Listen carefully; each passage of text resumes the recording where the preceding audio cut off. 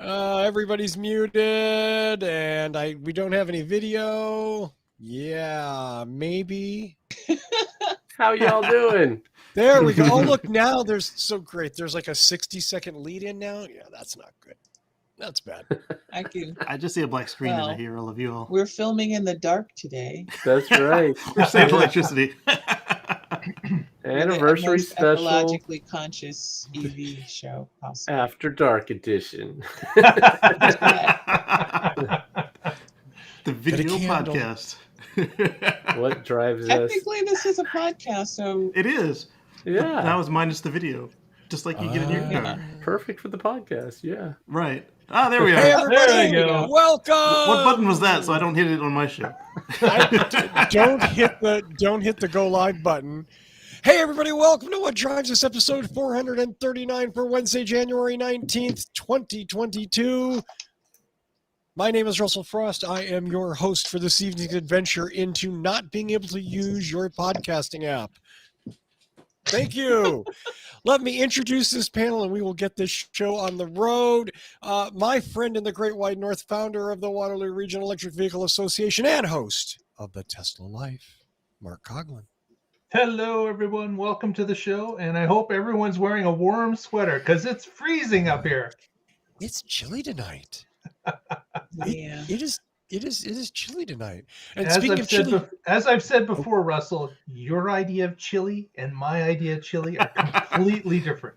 Mr. Yeah. San Diego does not get to tell the Canadian it's cold. We got up to 49 tonight. It's just feeling downright cozy. I just don't Yeah, think it that's is. fair. It is you know, 37 up here, so it is freezing. Look, 57. it is 60.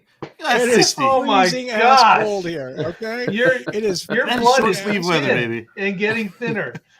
It is just freezing. I'm actually wearing socks. Not that anyone cared, but I thought I'd share that with you. Well, thank you. And that's Speaking of about all he's wearing, just the socks and the t-shirt. That was a visual that podcast listeners didn't need. We lost Patrick. yeah, that's it. Patrick just said, "Hell with this. I'm out. She just shoved Patrick Connor off the show. She is dressed appropriately for the weather. Thank you very much. Her name is Georgia McKenzie. Ooh, hi, Kitty. Yeah, and Who's your co-host, Georgia? okay, Odo says hello. By the way, Hey, the he aggressive figures years earlier. it is him time. Mhm. Okay. Oh, wow. Yes. Oh, Over here. Get over here. Hi. Okay. There we go. This is going to Hi, be everybody. the comedy of errors. As you can see, it's me, but my time is not my own. Obviously, it's cat time. Welcome to the show, everyone. Thank you for joining us. 12th anniversary, Russell. Really? 12 years? That's I can't do 12 with two hands of 5. If you were a mutant, you could do it. Yeah, Try harder. I'm definitely a mutant, but not in a good way. That's the problem. But speaking of a good way, he is our friend in the Mid-Atlantic region, the king of the Supercharger Review, Mr. Kacey Green. So I asked for a feature for Russell for this software, and they gave it to him. But of course, like software people do, they moved all the buttons. They put a pop-up, and oh my goodness! Oh, is So this we're version figuring this 11 out. of the software? No. Maybe 2 or 3. There's a supercharger going up near me. It looks like it's ready to go, so I guess they're just waiting on permits. Hopefully I make it to the grand opening. It'd be a little weird to miss your own supercharger grand opening. Yes, it would be. Really? But I would be the one to manage to do it. Wow. When you're known as Mr. Supercharger and one opens around the street, you got to go. That's what I'm telling these people, but they won't tell me what it is. That's true. That's true. Well, last and certainly not least for this week, our friend in the Pacific Northwest, he is our 64, no, he's not 64-bit, he's our Commodore 64 friend, Mr. Patrick Connor.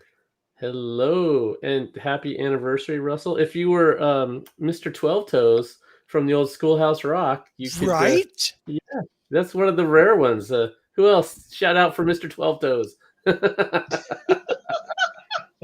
We need more Schoolhouse Rock. I love it. We do. They need to bring it back. Yeah, Please. I credit that Schoolhouse Rock for being able to understand hexadecimal later in life, and it became very handy.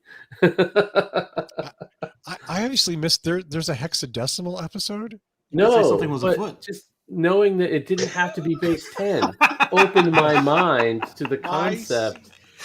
Because I see. I mean, Okay. you learn something one way and you get taught a different. And you're like, what? No, that's not how this works. There are 10 digits. There are 10. That's it. No, I had an open mind. You got 12. Right. There could be more. Yeah. Well, so let's before we actually get into this week's news, as I promised in the notes and on Twitter, a brief recounting of why everyone is saying happy anniversary. Tomorrow, 12 years back, the very first episode of What Drives Us aired January 20th, 2010. Way back in the olden days, Danny Cooper and I decided to come up with this silly ass thing so that we could talk. No one could see us. It was just audio. Yeah, I know. You're thinking, you guys could all go back to audio now. We started the show out that way today. Yeah. Now we're cool hipsters. You can watch Georgia wrestle with her cat. You can watch Kacey's desk go up and down. You can watch all kinds of exciting things. Tony Shafer was our first guest. You may remember Tony Shafer. He was on the show for 11 and a half years. So, yeah. There's been lots of people. Yeah, right? Mm-hmm. I don't know. Who's the next oldest in this group? Patrick. Well, you probably. had Evan and Linda and John B. Evan and Linda and John lots. and Brian, I think, and we had Mark for a couple of yeah. We've burned through a lot of panelists.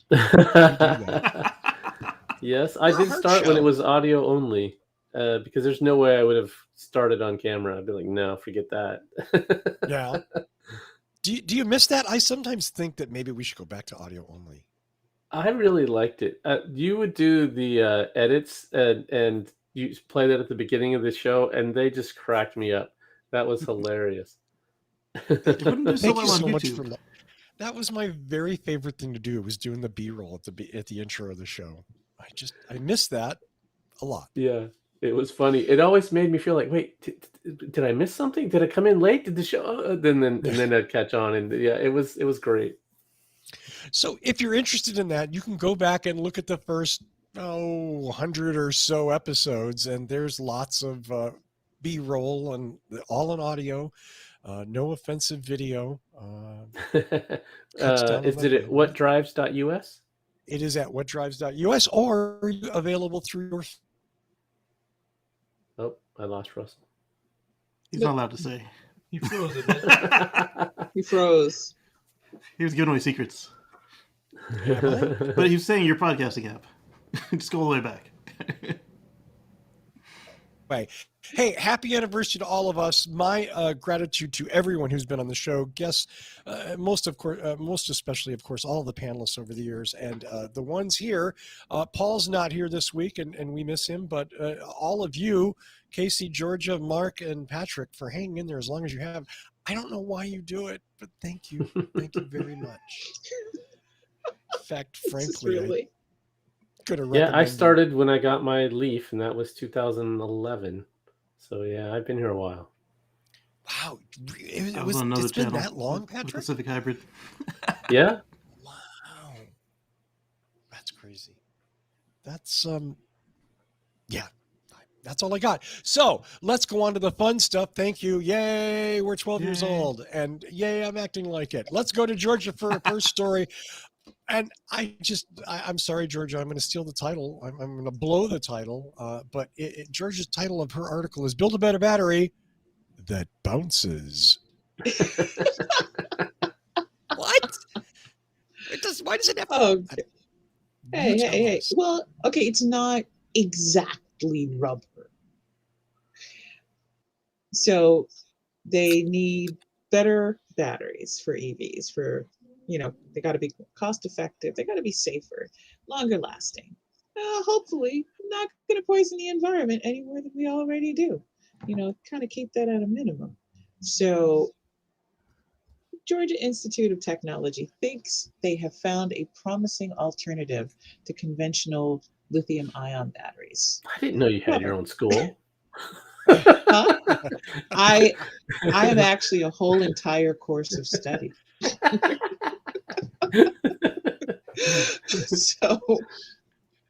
So they're using elastomers, synthetic rubbers. Shut up. They're widely used in consumer products. They're softer, more flexible, and if for those of you who are interested in materials, they're when they formulate into a 3D structure. So we went for the Science Daily release, so it's nicely in depth.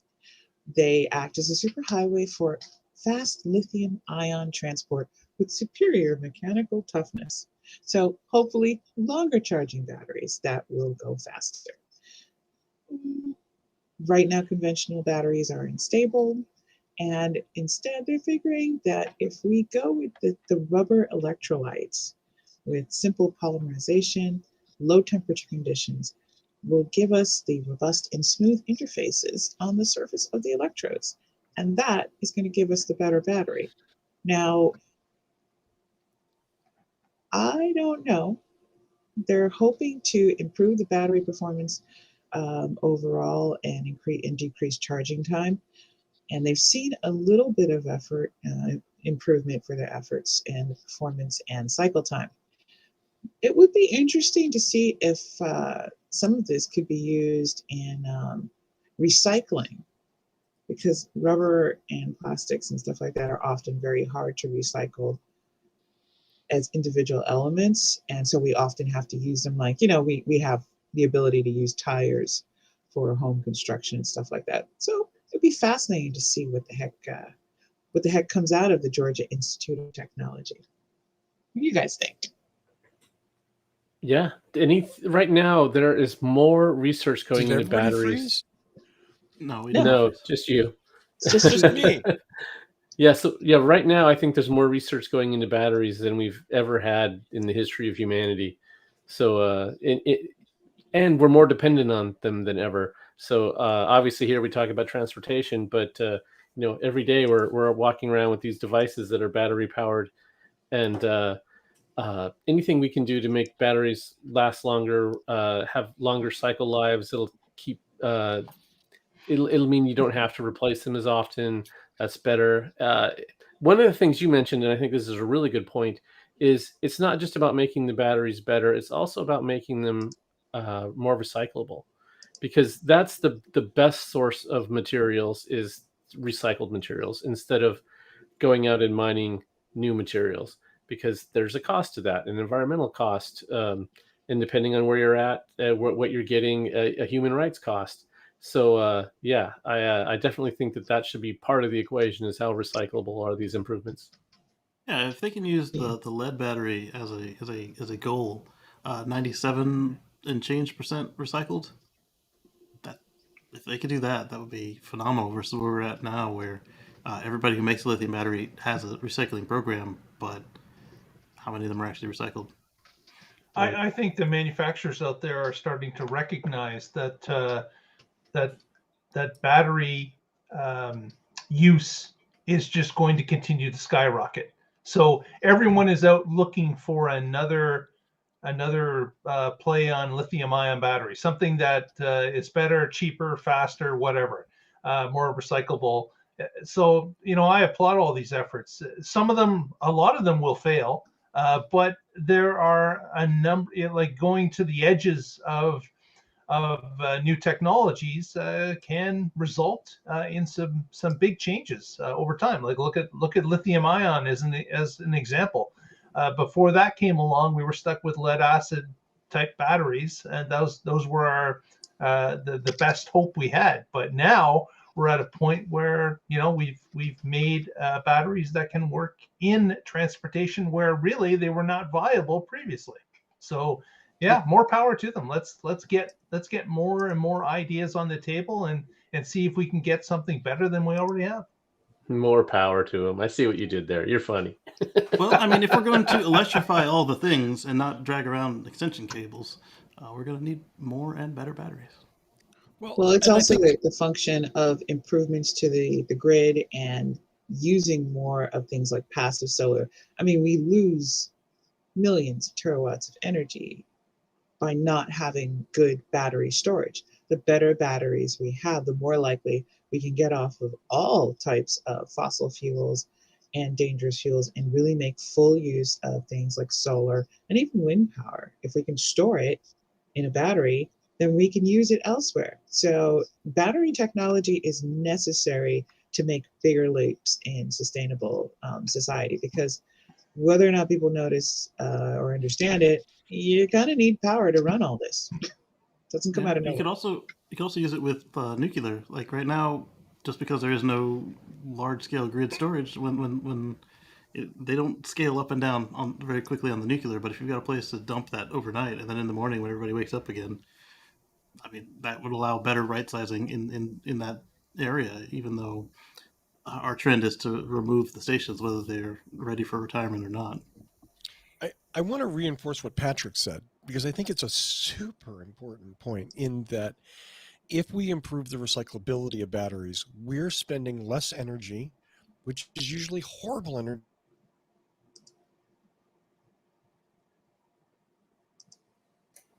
Oh no, we lost Russell when he was agreeing with me. This never happens. It's the worst possible time to cut out. Are you Really? back, Russell? Am I still frozen? Although you have No, you're not to frozen admit, anymore. We got that's 1 the point. perfect thing. It was Oh my God. perfect. Unbelievable. Yeah. And that's why I think Patrick is a genius, and I'll never ever say that on this show again.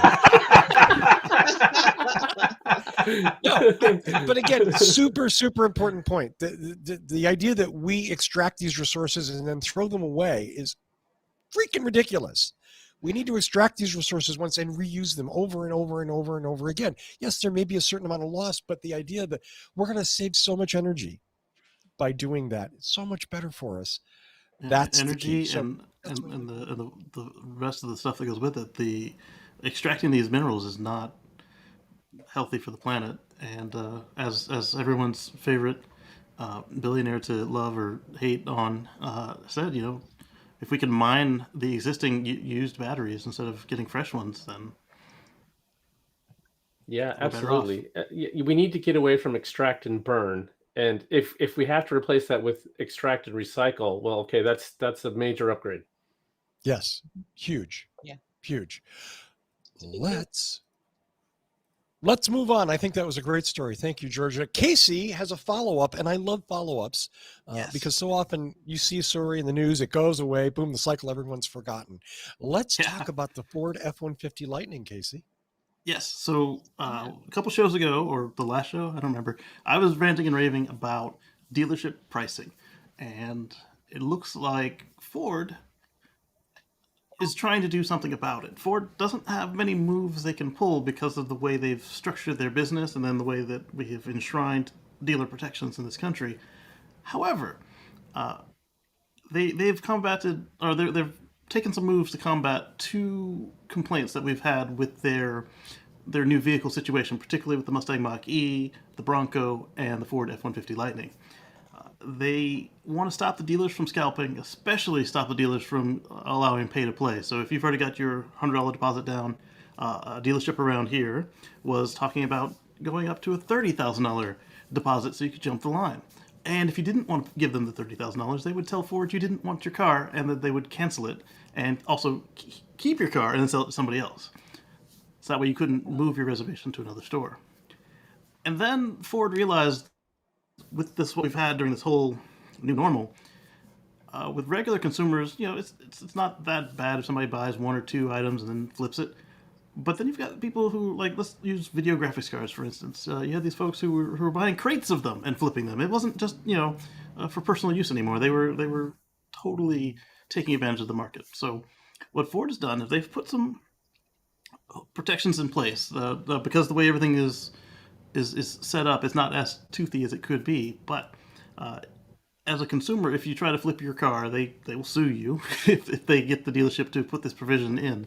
And we've seen this before with dealerships like Ferrari and Lamborghini and other high-end stores. But this will be one of the first times we've seen it on an everyday type of car. They did have it with the Ford GT40, so they already have the new one. They do have a template for it.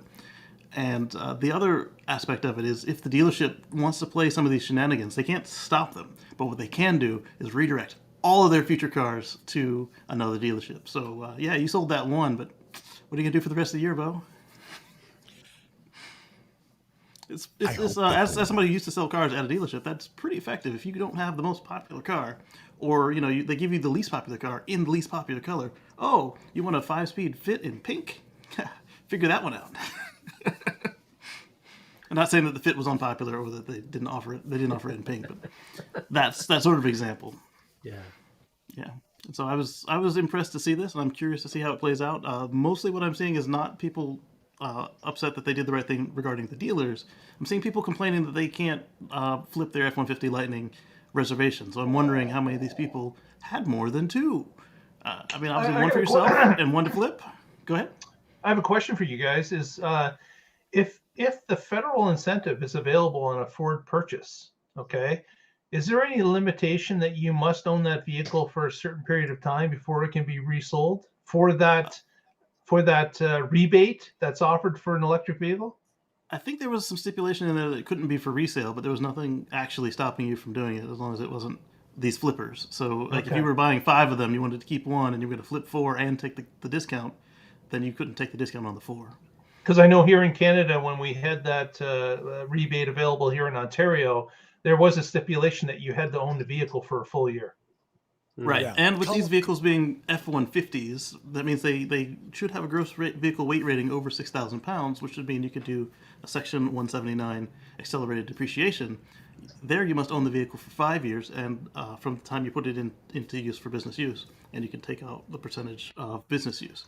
So okay, just curious. If you flip that, then you owe the IRS, however much percentage of the car you took off. So if you took 100%, you owe them 4 cars.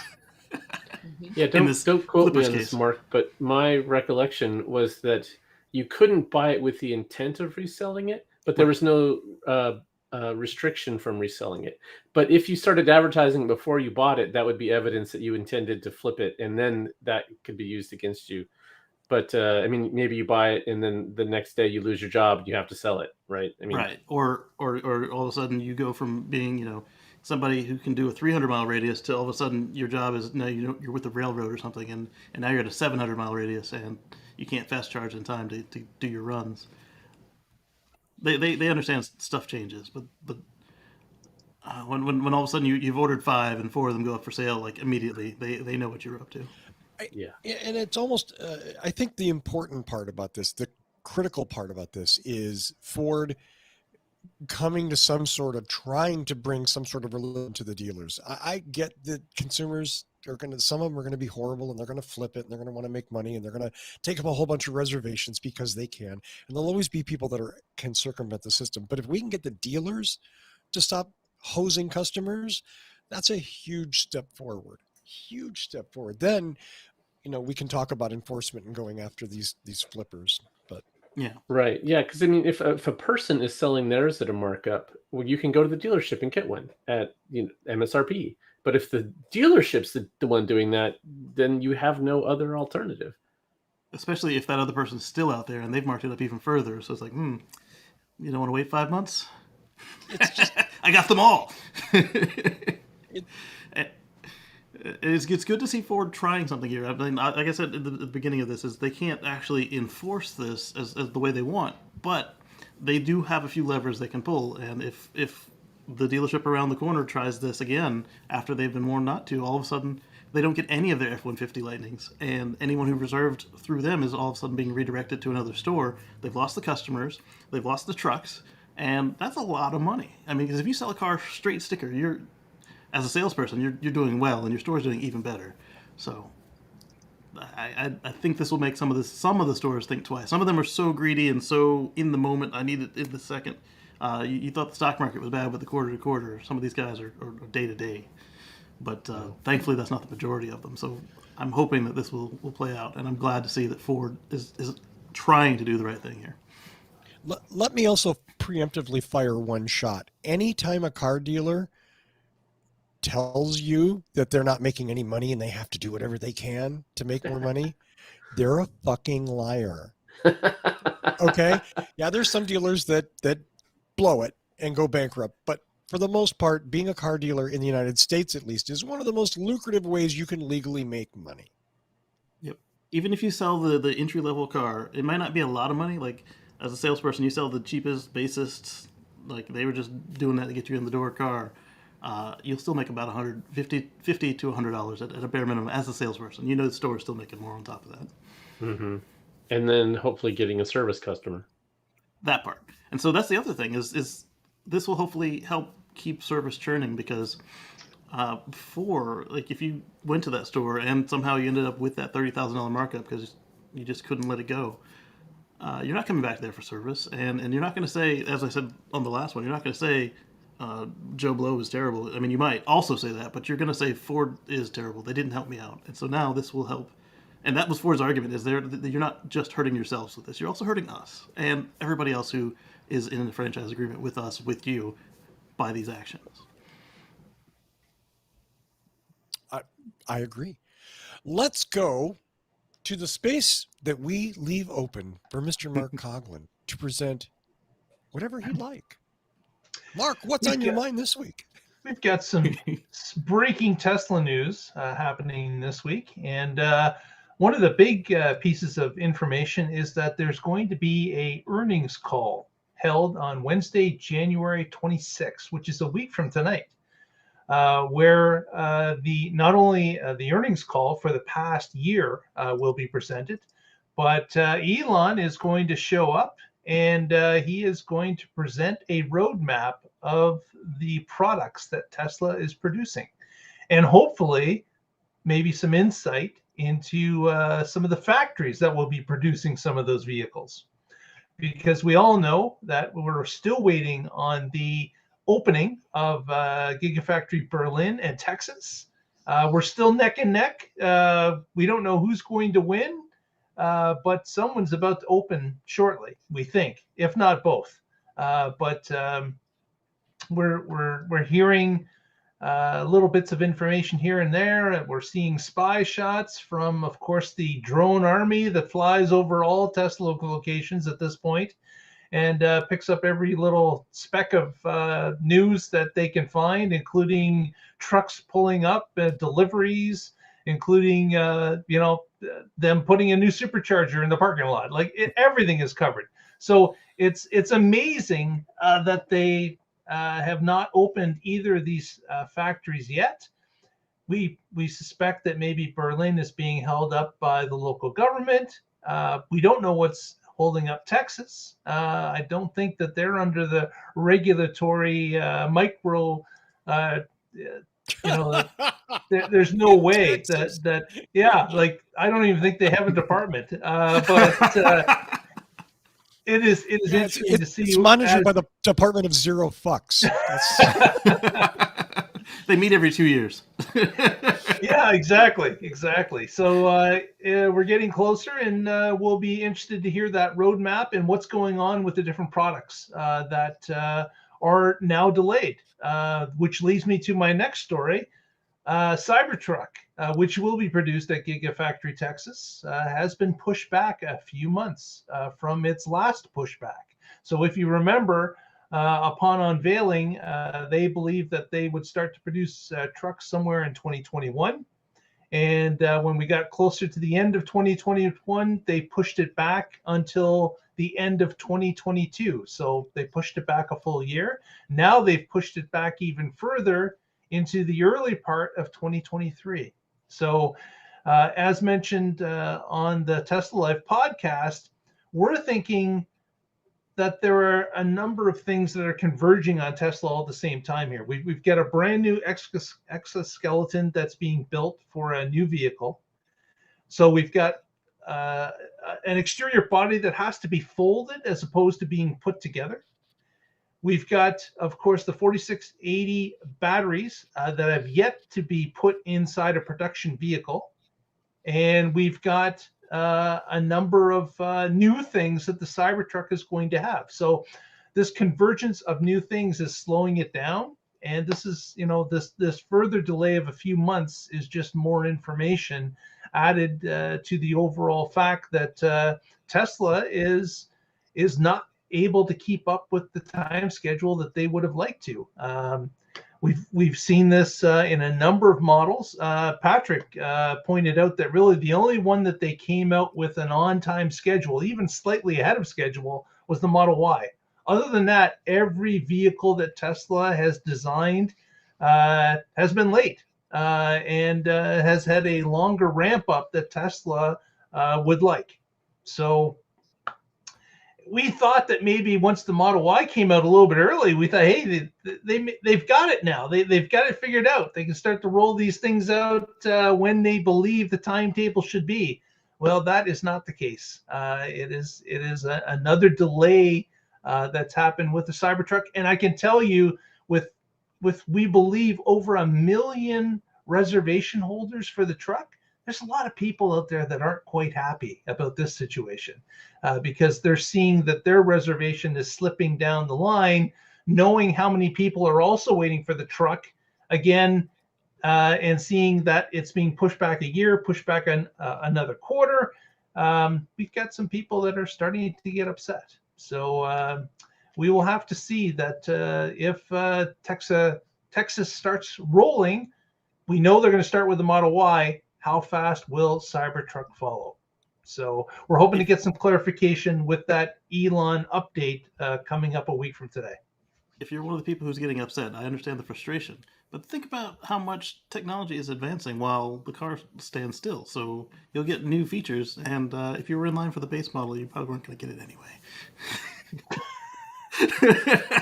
You probably weren't going to get it anyway. That's historically speaking, they don't give you the base model. The Model 3 was the only one they've actually done it. That is certainly true. The base model, and keep in mind, Kacey, the base model of the Model 3 wasn't even the base model. That's true. It wasn't what they was promised. A longer range battery. It was a premium interior, glass roof. Exactly. So it was kind of mid-tier. The only thing they gave you that they promised was the price. Yeah, if you were on the base. Yeah, that's the important part, though. That was the important part. Yeah, same with the Model S. That is another thing with the Kilowatt. Cybertruck that people aren't sure about now. You know, when we had an introductory price of $39,900, not a lot of people are confident that they're going to be able to hit that number with the base Somebody truck. will get one. Well, since the single motor was canceled, now you can only get in even numbers. It is not looking good for people that wanted to get into the baseline.